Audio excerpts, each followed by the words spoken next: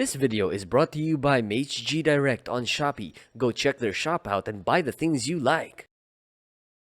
As you must have read from the title down below, this is the Star-61, which is Magegee's response to the Redragon Fizz K617. Today we will compare both and see where the K617 or the Star-61 is more superior than the other.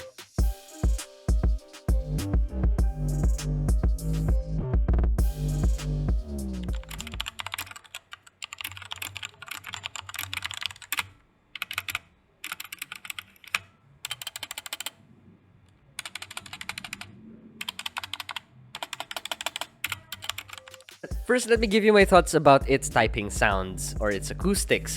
The stabilizers isn't very good, kinda rattly, but this is nothing modifying can't fix. Holly clipping, and I don't know if I would band-aid this, I might, but I think Holly would mute it enough. Now let's talk about its build quality. So there's nothing shiny, nothing special, but it's standard and it's sturdy. The machining of the plastic is very good. I'm not seeing any bulging plastics anywhere. Underneath, you get rubber feet, but you don't get kick-up feet. Alright, you have rubber feet, but no kick-up feet. As for the colorways and the accent, as you might have seen, the colors are really very saturated.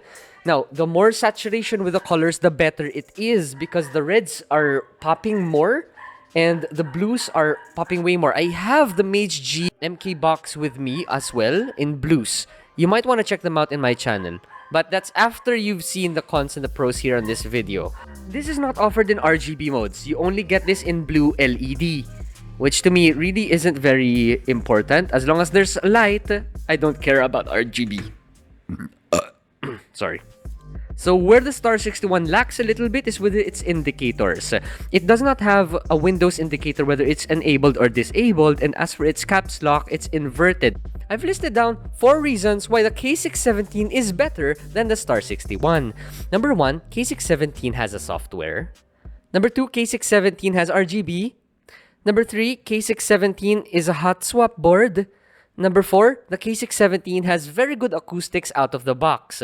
So one of the main reasons why you would choose the Redragon Fizz over that of the Star-61 is maybe you could be a beginner with keyboards. You do not modify keyboards, you don't know how to solder, desolder, you don't know how to do stab works, then I guess the Redragon Fizz is for you.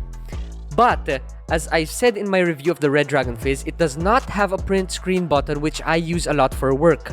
Also, the Redragon Fizz's arrow keys are merged with the WASD. That is addressed here on the Star-61. There is a print screen button here available for you, and the arrow keys are unmerged with the WASD, which is very important for gaming. So work and gaming wise, which one would I use in terms of functionality?